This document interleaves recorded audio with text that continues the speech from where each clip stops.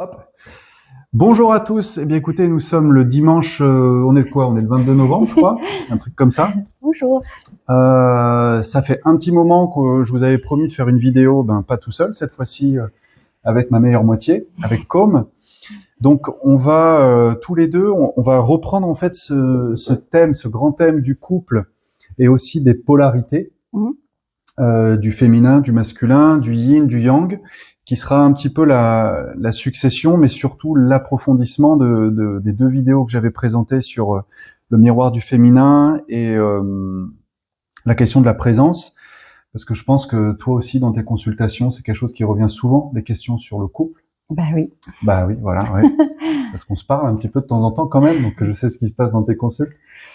Mais voilà, donc aujourd'hui, on va pas trop tarder à rentrer dans le vif du sujet. Aujourd'hui, on va essayer de poser les choses pour peut-être une série de vidéos qu'on fera tous les deux sur la question du couple, à quoi sert le couple. On s'était même dit, est-ce que le couple encore en 2025 a ses chances? Oui. Oui, d'accord, voilà, la réponse est donnée. Et aussi, comment fonctionne l'attraction, comment fonctionne ce jeu de rencontre. Pourquoi est-ce qu'il y a rencontre? Par le jeu de ces polarités, mais aussi par un type de fréquence, et donc ça génère des relations différentes. Vous connaissez tout ça, les relations karmiques, ce qu'on appelle, ce qui a été beaucoup vulgarisé, les flammes jumelles, les âmes sœurs. Donc voilà, c'est de ça dont on va parler aujourd'hui. Donc écoutez, le sujet est posé, donc on va tout de suite y aller. Et on va peut-être rentrer par cette question simple, mais qui est en fait la question de base pour toute la conversation. En fait, à quoi sert le couple? Qu'est-ce que le couple déjà? Peut-être que tu peux lancer la danse, ma chérie. Le couple. Le couple, en fait, c'est vraiment la meilleure initiation possible. C'est vraiment le voyage initiatique le plus difficile, le plus complet, le plus unique et le plus révélateur, en fait, à faire. Donc, en fait, il va servir de passerelle à se connaître et à travailler tout ce qui est encore en blocage chez nous et qu'on ne voit pas. Parce qu'en fait, souvent, et vous le voyez chez vous, c'est que l'autre va toucher le point le plus difficile pour moi et inversement. Et on va toucher chez l'autre ce qu'il n'arrive pas à transmuter, ce qu'il n'arrive pas à voir, et ce qui est le point le plus compliqué en fait pour lui de transmuter. Donc en fait, on va vraiment se faire miroir en fait dans nos ombres, ce qui fait que c'est la meilleure manière d'avancer, qui est la plus rude, mais qui est la plus efficace parce que on s'aime. Et comme il y a l'amour qui tient cette fusion entre deux êtres, cet amour en fait nous permet de rester et de faire l'effort de transmuter en fait ces difficultés. S'il n'y avait pas cet amour et si on n'avait pas d'amour pour l'autre, je sais pas comment le dire autrement. Oui, d'affection et aussi de vouloir le faire évoluer avec soi. Exactement. Et c'est plus fort qu'un enfant parce que j'entends vos questions, ça va être oui, mais nos enfants c'est pareil. Oui, les enfants c'est pareil, mais c'est pas aussi fort qu'un couple parce qu'un couple en fait, il est vraiment la base et il est plus important qu'un enfant. L'enfant, il faut effectivement l'aider à grandir et à se développer et à le consolider. Donc être un tuteur pour l'enfant et lui apprendre par justement le meilleur exemple. Mais après, l'enfant, il vole de ses propres ailes. Et le meilleur exemple qu'on puisse donner, c'est le couple. C'est comment nous, on fonctionne en couple et comment on s'entraide pour grandir avec nous-mêmes. Et ça, c'est le meilleur exemple pour un enfant. Donc, la base, c'est le couple. Et ce qu'on avait noté aussi, qu'on voulait partager là, c'était insister peut-être aussi sur le fait, tu viens de le pointer du doigt là, c'est que il y a cette notion de miroir, évidemment. Ouais. Parce que il y a quelque chose, peut-être on va parler de ça maintenant, mais de l'ordre du foyer alchimique. C'est-à-dire que dans le couple, il y a vraiment la dimension d'initiation où on va par le jeu de miroir, justement, avec cette histoire de polarité qu'on abordera après. C'est-à-dire que la femme à tendance majoritaire yin a quand même deux polarités, yin et yang en elle. Le masculin, pareil, a tendance yang a les deux polarités. Mais du coup, l'initiation, c'est que c'est ce que tu disais, c'est qu'en fait, l'autre devient un espèce une pierre de touche, c'est-à-dire naturellement, il va appuyer sur des points. Catalyseur. Un catalyseur. Ouais. Il catalyse là où ça fait mal. Ouais, c'est ça, c'est des points réflexes comme les trigger points en massage. il vient toucher là où ça fait mal sur votre yin ou votre yang. Et effectivement, je sais pas si tu peux développer ça, la notion d'initiation, foyer alchimique. Je pense que ce qui serait bien aussi de dire, c'est comment en fait on s'attire. Parce que c'est la première chose ce qui se passe dans un couple. C'était l'idée de fréquence. Ouais. Vas-y, ouais. On est des êtres à part entière et du coup on va comment dire, on émet une fréquence qui est unique. Une signature, en fait. Une signature, et l'autre, en fait, est notre miroir fréquentiel. C'est pour ça que souvent, on va avoir des couples qui soit se rejettent immédiatement, soit sont assez similaires, en fait, dans leur comportement. Mais en fait, ça fait partie de la même polarité. C'est-à-dire que en conscience énergétique, on sait que il va y avoir une rencontre, il va y avoir un rejet, mais il va y avoir fusion de par le voyage qu'on a effectué. Donc du coup, on va se retrouver à des moments de notre vie, plus ou moins, mais du coup dans plusieurs vies en fait. C'est ça que je voulais dire. Et puis des fois, ça va être une attraction très forte, mais des fois, ça va être un rejet très fort aussi, et qui va être en fait un rejet complémentaire. Donc du coup, on va se retrouver. Alors la première chose, c'est effectivement quand on rencontre quelqu'un, c'est jamais anodin. C'est jamais anodin. Il y a quelque chose à comprendre de cette relation. Et ça, tu peux l'évoquer dans le karma ou le dharma. Justement, en fait, ce qu'on peut peut-être rappeler aussi dans le regard que nous on pose sur le couple et avant même notre expérience, parce que oui, bien sûr, non, mais c'est à travers notre expérience aussi qu'on peut en témoigner. Non, mais ce que je voulais rappeler, même si je sais que les personnes qui nous écoutent connaissent le canal et peut-être nous connaissent, mais le point de mire, c'est quand même la dimension de l'âme.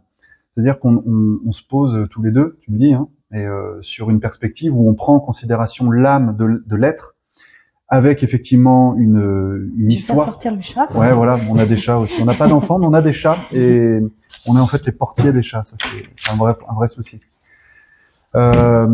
La dimension de l'âme, c'est effectivement cette idée que il y a toute une mémoire, un vécu, donc des rencontres, des vies antérieures, et que quand on se retrouve dans ce présent, dans ce corps et dans cette temporalité, notre signature énergétique, donc ce que je vous ai souvent expliqué, ce dont je vous ai parlé, c'est-à-dire notre signature électromagnétique, nos pensées, nos schémas, nos réflexes, et puis notre dimension magnétique, ce que l'on attire, elle est déjà teintée par notre histoire antérieure.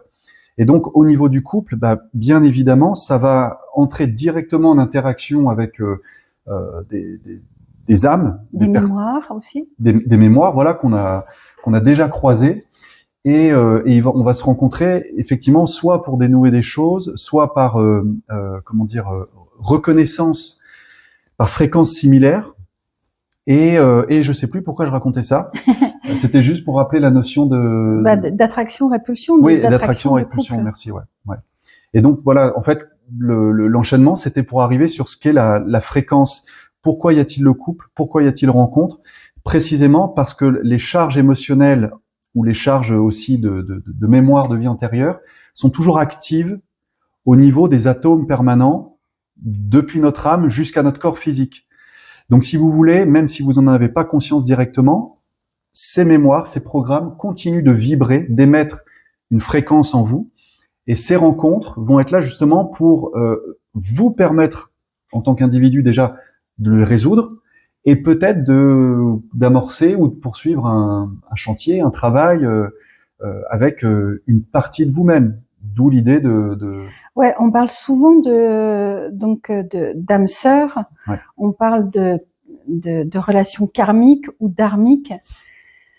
Et puis même dans ces relations-là, alors je pense que ton public doit connaître ce terme dharma et karma, ouais. Mais même dans cette dimension-là, il y a aussi plusieurs nuances et plusieurs niveaux. C'est-à-dire qu'il peut y avoir des jeunes âmes karmiques, des vieilles âmes karmiques, qui a un gros dossier qui doit être revu de vie en vie, ou qui a un petit dossier, ou même dans le dharma, c'est-à-dire que ça fait plusieurs vies qui travaillent ensemble et qui ont besoin de refaire leurs connaissances ensemble.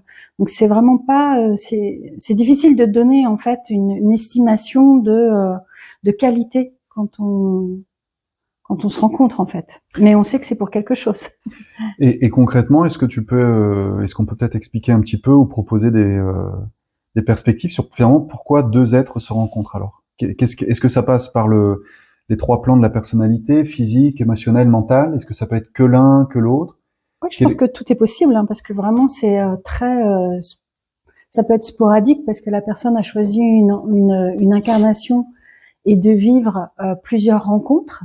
Et moi, je connais des gens qui ont du coup plusieurs enfants avec plusieurs hommes parce qu'elles avaient besoin de refaire ce chemin-là. Et puis, ça peut être une vie vraiment de dharma, c'est-à-dire conscientiser très vite que on est fait pour la même chose et qu'on va dans la même voie. Alors, c'est marrant parce qu'en astrologie, tu vois, hein, on le voit beaucoup en astrologie. Quand il y a des destins similaires entre âmes sœurs ou flammes jumelles, c'est-à-dire le dharma, eh bien, on voit nettement où ça se situe. Et les âmes sœurs, pour aller dans cette idée, on peut peut-être y aller. Ouais, vas-y. Les âmes sœurs, il y a beaucoup de points similaires dans l'astrologie. Vous allez voir beaucoup de points similaires, des mêmes planètes au même endroit, etc. Alors que souvent les flammes jumelles ou le côté dharmique se voient vraiment dans le nœud nord, nœud sud, où il y a l'élite, qui est le point de jonction. Et là, on le voit aussi nettement. Il y a vraiment, souvent dans les couples qu'on voit d'ailleurs, il y a souvent des oppositions. Ouais, l'un va se trouver à l'opposé de l'autre. C'est parce que ça doit être très, très complémentaire.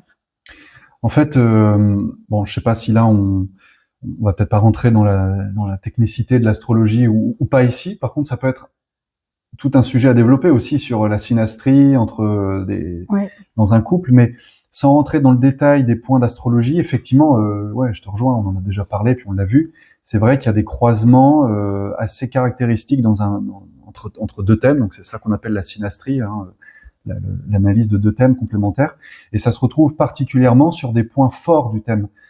L'axe des nœuds lunaires, nœud nord, nœud sud, ça peut être les points karmiques, ça peut être les points de blessure, donc on peut le voir aussi avec Chiron, avec Lilith, la lune noire. Bien sûr, le jeu du soleil, très fréquemment, ça combien de fois on l'a vu, le soleil qui va faire écho peut-être au nœud nord ou au nœud sud de l'un et de l'autre. Mais bon, tout ça, ce sont des paramètres qui montrent qu'en fait, il y a une vraie danse, une espèce d'engrenage subtil entre ces âmes, parce que il y a effectivement, on est allé un petit peu vite, je voudrais qu'on revienne là-dessus. Il y a des dimensions de couple. Il peut y avoir, je te posais la question en fait, quand il y a rencontre, alors à quel niveau on se rencontre? Il peut y avoir des rencontres qui pourront passer par le plan physique, donc vraiment le côté coup de foudre, attirance sexuelle, la passion, parce que peut-être que la charge de mémoire ou la charge de besoin, elle est essentiellement dans le corps physique, c'est-à-dire que les êtres ou les individus sont beaucoup polarisés sur leur appétit physique, leurs besoins de satisfaction liés à l'ego, à la dimension de la personnalité, et c'est très bien. Enfin, je veux dire, c'est une des étapes de la rencontre. Mais après, il y a aussi la dimension, toujours dans le triptyque de la personnalité, il y a aussi la rencontre au niveau plus émotionnel. Et là, je pense qu'on parle beaucoup dans ce cas-là, peut-être aussi des âmes sœurs, où il y a une grosse attirance émotive, affective. Hein, on parle d'affectivité, le besoin d'aimer et le besoin d'être aimé. Ça peut chercher vraiment dans ce domaine dans les caricatures là d'âmes sœurs ou de rencontres. Et après, il peut y avoir un petit peu, vous savez, dans le registre des relations platoniques, une dimension très mentale aussi dans la rencontre, c'est-à-dire être attiré par les caractéristiques intellectuelles, mentales, psychologiques de l'autre. Ça passe pas forcément par l'attirance physique ou émotionnelle, mais il y a vraiment une affinité d'esprit. Oui, il y a toujours l'admiration de toute façon dans la rencontre. Et l'estime. À un niveau ou un autre, ouais. Ouais, à un niveau ou un autre, il y a toujours une sorte d'admiration qui fait qu'on est captivé par l'autre, parce qu'en fait, ça répond à notre besoin à nous, en réalité. Et aussi, peut-être ce qu'on peut dire là, vite fait, qu'il y a une vraie différence entre, du coup, la rencontre amoureuse et puis qui se développe en amour. Parce que la rencontre amoureuse, c'est vraiment ce moment où il y a vraiment une révélation de je vois l'autre dans ses yeux, enfin, je me vois dans les yeux de l'autre. C'est pour ça que souvent il y a un break en fait au bout de 3 ans, parce qu'en fait on a créé une espèce de personnage pour être le mieux aimé de l'autre. Donc on crée son personnage quand on n'est pas nous-mêmes vraiment, et ça peut être difficile au début. Et puis après, quand tombe ce personnage, on arrive à peut-être pour certains, ce qui était notre cas, vraiment un karma de couple. C'est-à-dire que là, on doit vraiment dépasser des difficultés. Et ça, ce chemin-là, il peut durer. Et en général, on parle des 7 ans. Vous savez, des 7 ans de couple. Ouais, effectivement. Ouais, c'est des cycles. Donc, et après et là, en fait, c'est avec la ténacité vraiment et des outils qu'on essaie de mettre en place, mais de se connaître soi, en fait, qui va dépasser toutes les complications du couple. Parce qu'en fait, oui, on peut faire des thérapies à 2, c'est très bien, hein, je le pousse. Mais en fait, qu'est-ce qu'on fait quand on fait des thérapies à 2? On va se rencontrer nous, en fait, et on va rencontrer pourquoi on bloque, parce que les chaussettes sont pas rangées, des miettes de pain sur la table, voilà. Ou t'as pas fait ci ou t'as pas fait ça comme je voulais. Ouais. Et donc qu'est-ce que ça fait résonner en nous. Donc, en fait, tu redis, tu redis pas, mais on revient sur ce qu'on présentait au début un petit peu vite, cette idée de point réflexe et de miroir. Ouais. C'est-à-dire que l'autre, c'est vraiment la dimension du couple au sens initiatique et alchimique. On est vraiment dans, vous savez, en alchimie, on parle de l'athanor, cette espèce de chaudron dans lequel tout est réduit en cendres et le phénix peut renaître de ses cendres. Le couple fait ça parce qu'en fait, c'est ce foyer dans lequel l'autre, il n'a rien besoin de dire. Ça peut être un regard, une attitude, le silence, des fois suffit à déclencher quelque chose. Et en fait, c'est pas l'autre qui nous agace, c'est ce à quoi ça nous renvoie. Et j'ajoute ça. Et ça me fait vraiment penser à, tu sais, quand on ferme la porte de la maison, on ne sait jamais ce qu'il y a à l'intérieur. Parce qu'en fait, la femme va pouvoir se plaindre du comportement de son mari, le mari va se plaindre, mais ensemble, en fait, on ne sait pas ce qui se passe à la maison. Donc, quand quelqu'un va vous dire oui, mais il est comme ci, comme ça, oubliez pas qu'il y a toujours un deuxième son, en fait. Il y a toujours une résonance qui est faussée. Moi, ça m'arrive des tonnes de fois, en fait, quand on me dit alors c'est comme si, c'est comme si, c'est comme ça, je vérifie toujours si déjà là il n'y a pas un biais, en fait. Bien sûr. Et donc je le fais en canalisant parce que c'est mon principe. Mais donc déjà là, je dis non, ce que vous dites est pas. Il y a un biais, c'est-à-dire qu'il y a un biais de ressenti de qui est le vôtre. Alors ça c'est vrai, c'est sûr. Mais en réalité, il peut se passer ça derrière. Et du coup, ça fait qu'on avance sur nous-mêmes, en fait. C'est ce biais de perception là que tu m'expliquais souvent avec le tu ou le tu qui tue, c'est-à-dire c'est un peu, c'est de la faute de l'autre il fait ça. C'est ce réflexe naturel qu'on peut avoir dans un premier temps qui est très défensif et qui est compliqué à dépasser, franchement. Bien sûr, mais parce qu'en fait ça nous renvoie à une souffrance, mais du coup il y a ce réflexe de protection qui consiste à pointer l'autre. Et je dis souvent, même en consultation, c'est un petit truc, mais ça marche toujours. Mais c'est vrai que quand on pointe l'autre, généralement, faut pas oublier qu'il y a un doigt qui pointe et il y en a 3 autres qui pointent vers soi. Et le couple, c'est ça tout le temps, en fait. À chaque fois qu'on désignera l'autre comme le coupable ou le responsable des chaussettes, des miettes, ça, c'est parce que ça vient vous faire mal. Et je profite parce que je l'ai noté quand tu parlais, ça m'a fait penser à ça sur l'amour dure 3 ans. Enfin, ça, c'était une phrase. Un peu toute faite, mais il y a une forme de vérité derrière. C'est-à-dire que l'étape amoureuse, elle dure un temps et l'amour prend place ou doit se développer après. Mais c'est ce que Bruce Lipton, dans son bouquin, expliquait, l'effet lune de miel.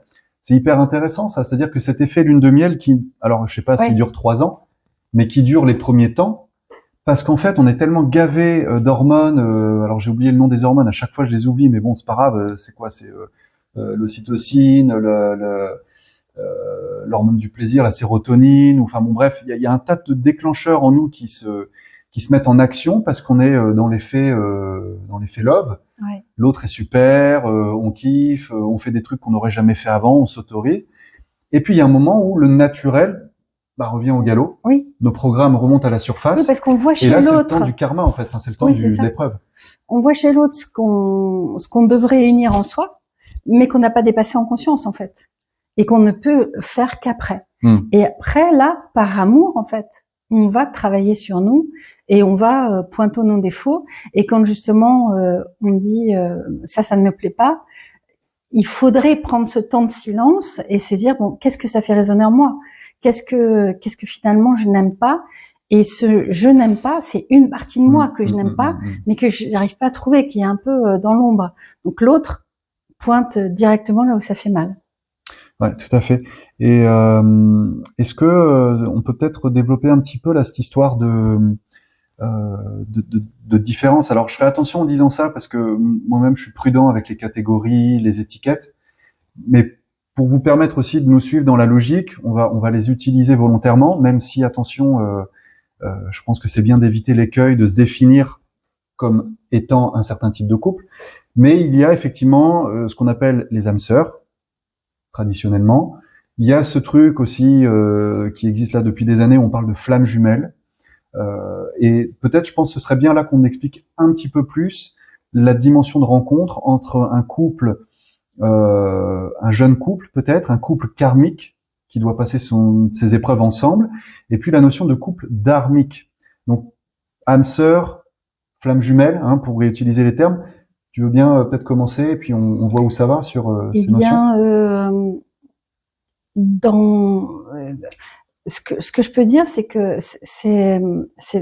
c'est très notable la différence entre un couple karmique ou d'âme sœur et de flammes jumelles, parce qu'en fait les flammes jumelles, il va vraiment y avoir une différence notable.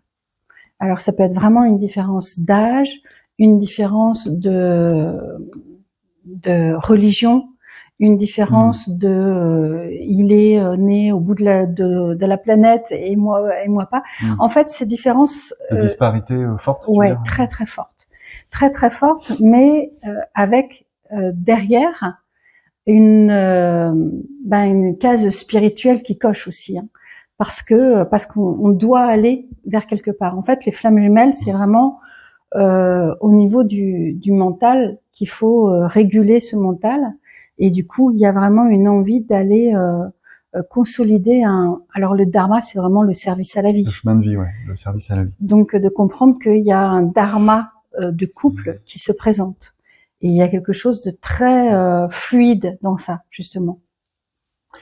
Ouais, est-ce que là, du coup, tu l'as pris dans l'autre sens, mais c'est bien, ouais. Ça marche comme ça. T'es parti sur la notion de couple dharmique. On peut le prendre comme ça.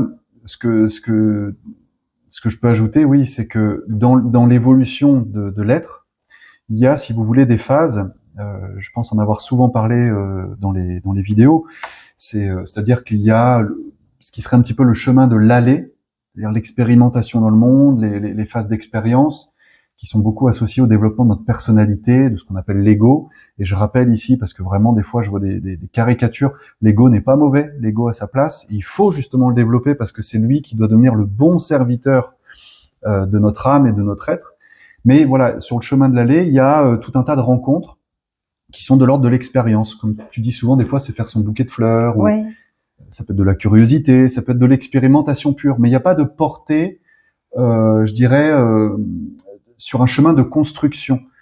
Le temps numéro 2 dans l'évolution de l'être, ça va être effectivement la prise de conscience. La prise de conscience qu'on est plus qu'un corps avec des besoins, avec des émotions et avec aussi un logiciel mental. Et ça, c'est peut-être la phase de conscience où on est une âme, effectivement, donc on est un être multidimensionnel. Et là, déjà, quand on connecte à cette dimension, les rencontres que l'on fait ne sont déjà plus les mêmes, puisqu'on n'a plus le besoin de satisfaire les mêmes désirs. On n'est plus dans la même recherche de relations. Et le troisième temps, alors c'est un peu des grandes phases ésotériques dans le développement occulte de l'être humain, chemin de l'aller, prise de conscience, et chemin du retour. Et ce chemin du retour, en fait, c'est le retour à soi, à son être, ce qu'on appelle la racine de vie aussi, peut-être.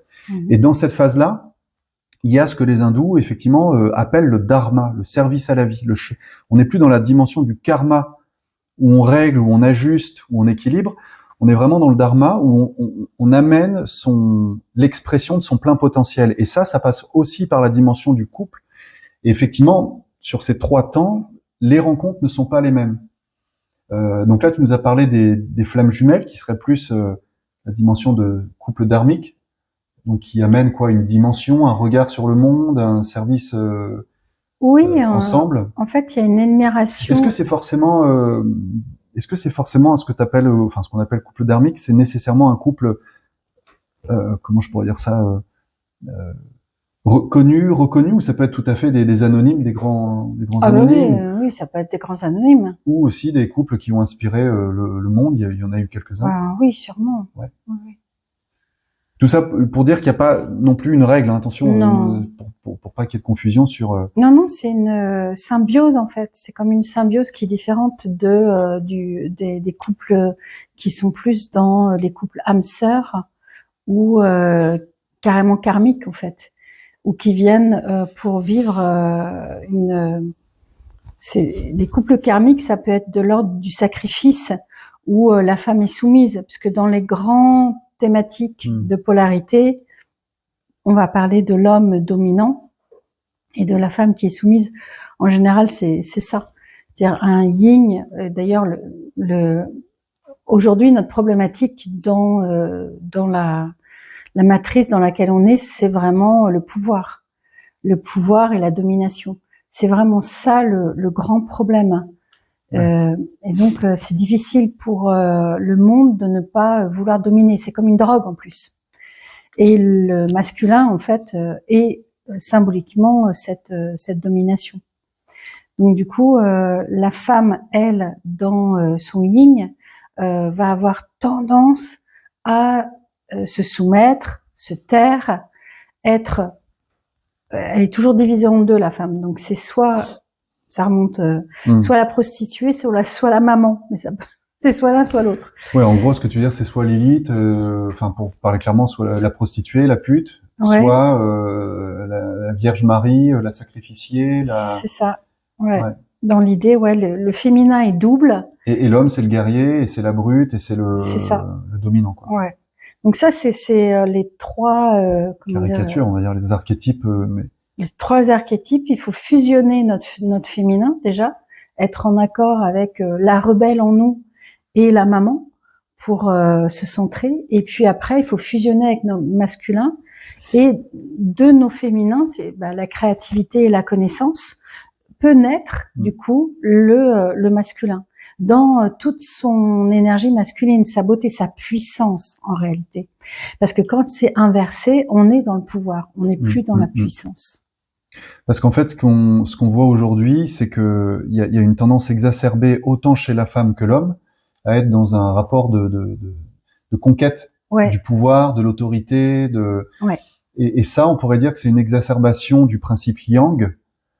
C'est ça qui est assez pervers d'ailleurs, c'est qu'on se rend bien compte que les polarités, les deux d'ailleurs, la polarité homme et femme, sont généralement inversées, dans le sens où on va demander, où on a aussi beaucoup encouragé les femmes, mais peut-être que c'est mieux que toi tu l'expliques, mais à se comporter comme des hommes, c'est-à-dire à surdévelopper le côté yang. Oui, puis à travailler en fait.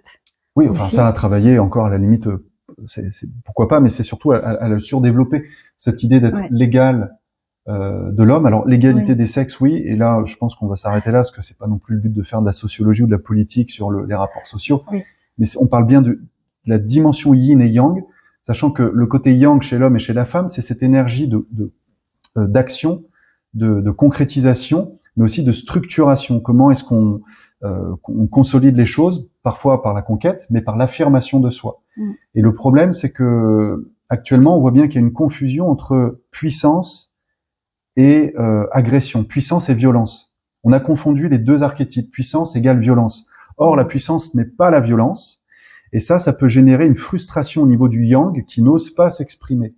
Et à l'inverse, des gens qui vont le surexprimer et eux tomber dans des attitudes violentes, masculinisme, virilité. Il y a une tendance à beaucoup de violence en ce moment d'ailleurs.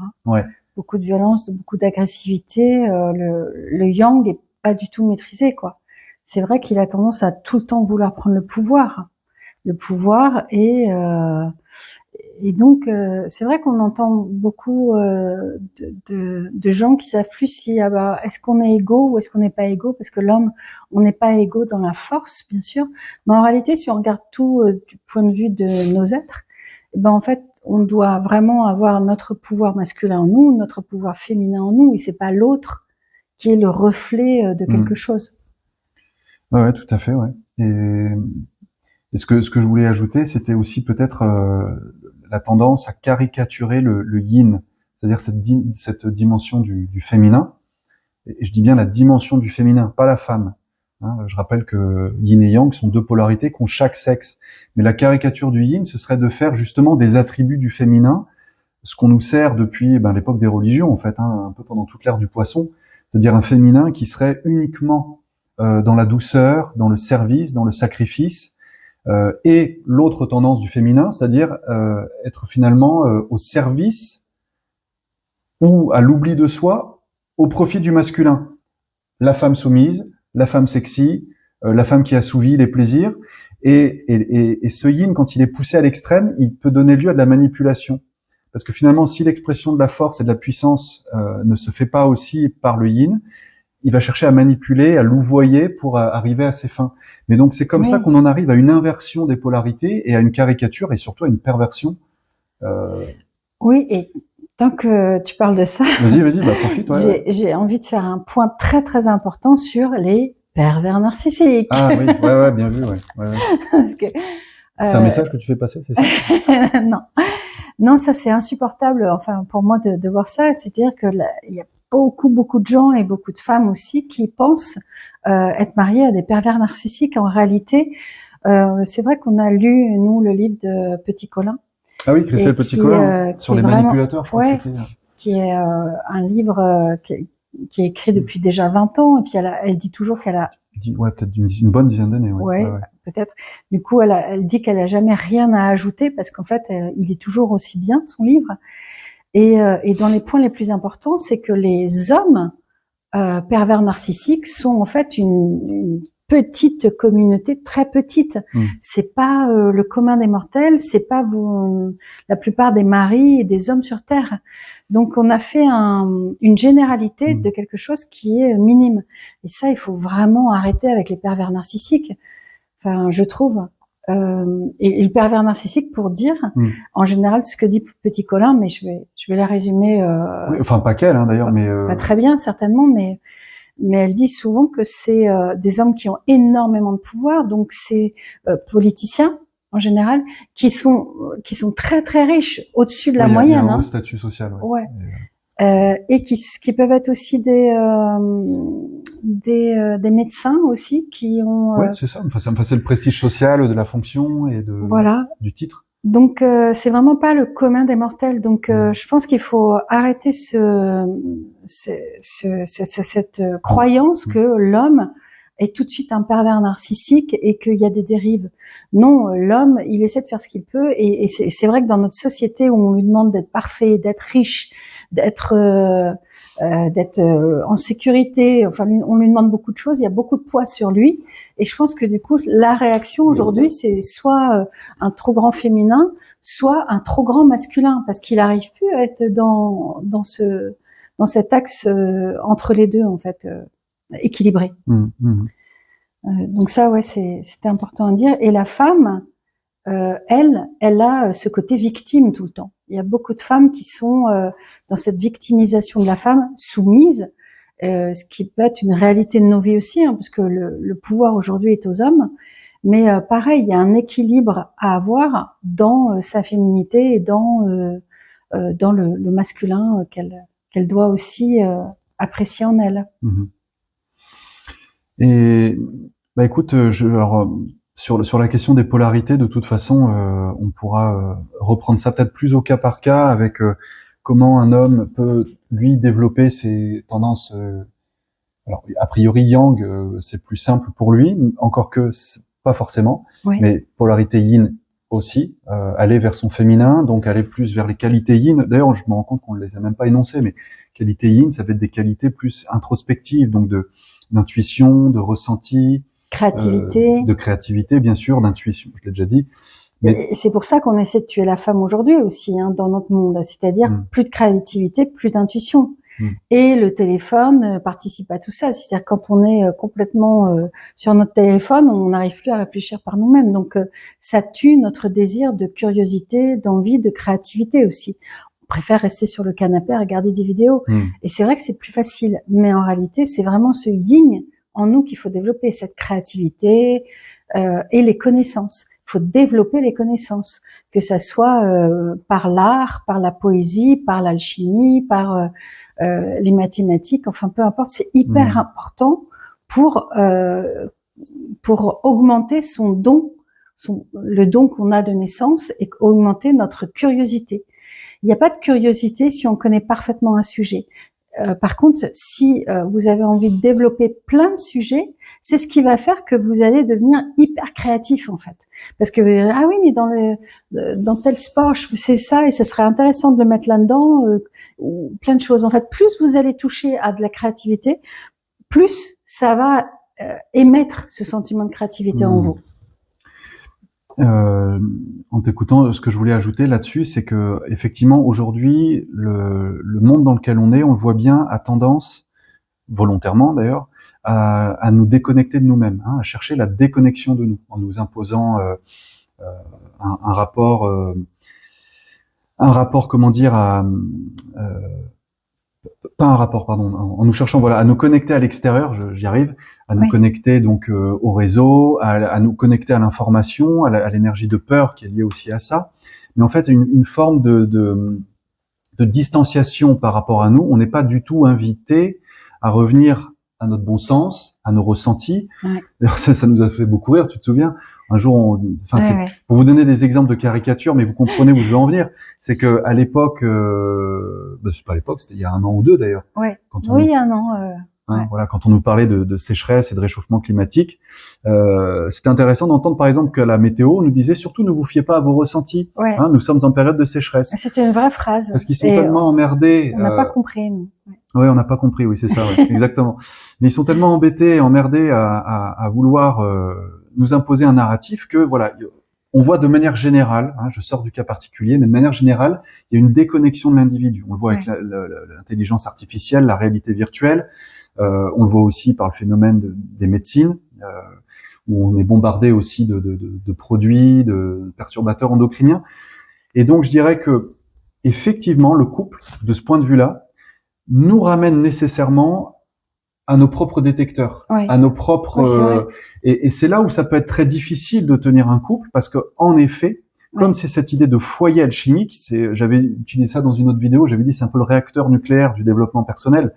Mais c'est vrai, c'est qu'en fait, il n'y a pas d'échappatoire, quoi. Quand on est dans le couple, on est ramené en permanence à ce que l'autre appuie en permanence sur nous.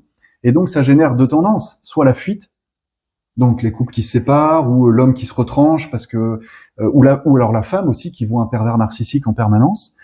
Et quand c'est pas la fuite, ça peut être le combat. Et c'est ça, toute l'épreuve karmique du couple, c'est de sortir d'une tendance soit de fuite, soit de combat, même si la partie combat, elle peut être nécessaire.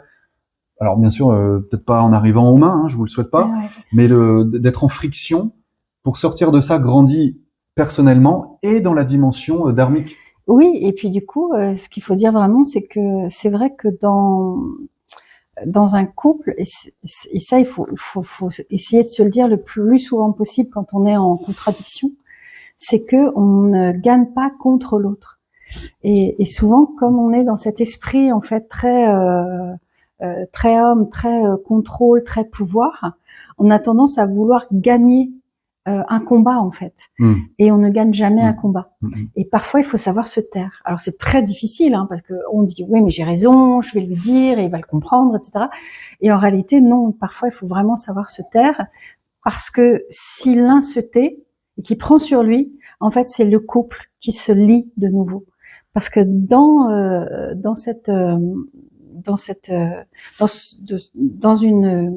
une dispute, en fait, il y a toujours, j'espère qu'il va comprendre, en fait.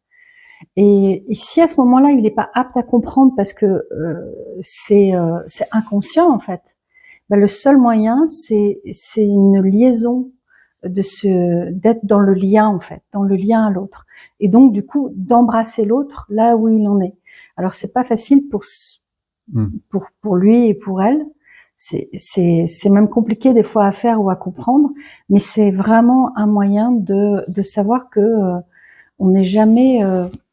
Si l'un gagne, ça veut dire que l'autre perd. Ça c'est très important de savoir que il peut pas y avoir de perdant, sinon il n'y a pas d'égalité dans le couple. Il y a vraiment un lien qui doit se créer.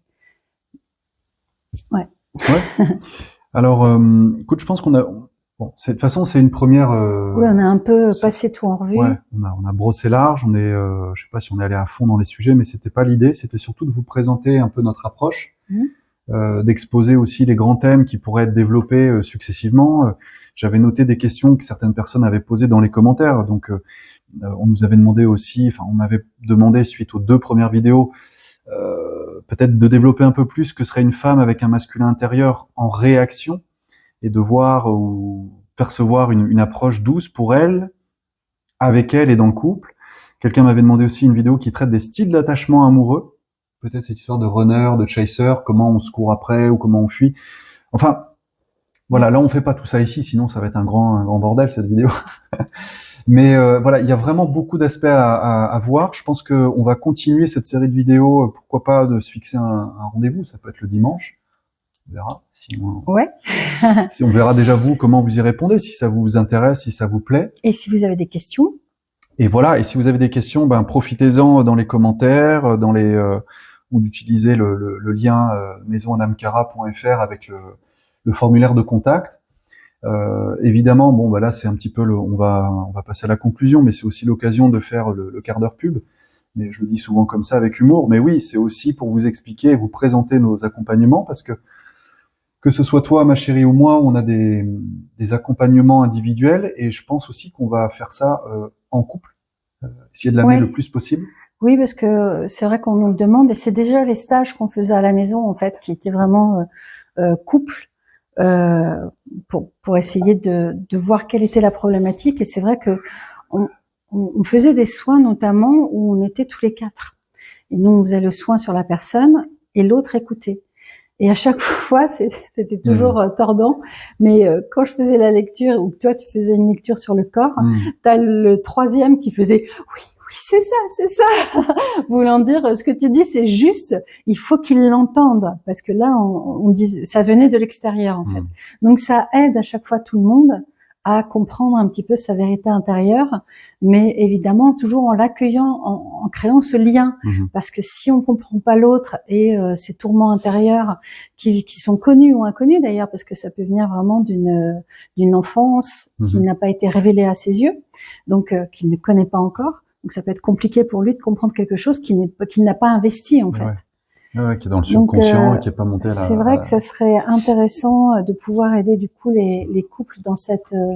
Et ce qui est bien, c'est que nous aussi, on est un couple. Donc du coup, il y en a qui vont préférer la voix de Johan à certains moments ou la mienne parce que c'est pas expliqué de la même façon, parce qu'on est aussi, nous, dans des différences complémentaires.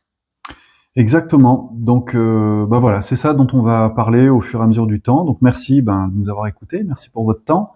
Et n'hésitez pas, à nous faire vos retours, à poser vos demandes s'il y en a. Alors, pour les demandes personnelles, je le dis souvent, mais c'est vrai, pas dans les commentaires, envoyez plutôt un message. On peut pas vous apporter comme ça une consultation juste dans la zone de commentaires, c'est pas possible. Oui. Donc, s'il y a vraiment parce qu'il y en a qui écrivent des pavés, et c'est une consultation en soi déjà. Mais en tout cas, merci déjà de prendre le temps d'y répondre. Et puis, on vous dit à bientôt, peut-être alors la semaine prochaine, on verra. Bref, c'est votre sauce à nous. C'est pas à vous de vous occuper de l'agenda. Merci, à bientôt. À bientôt.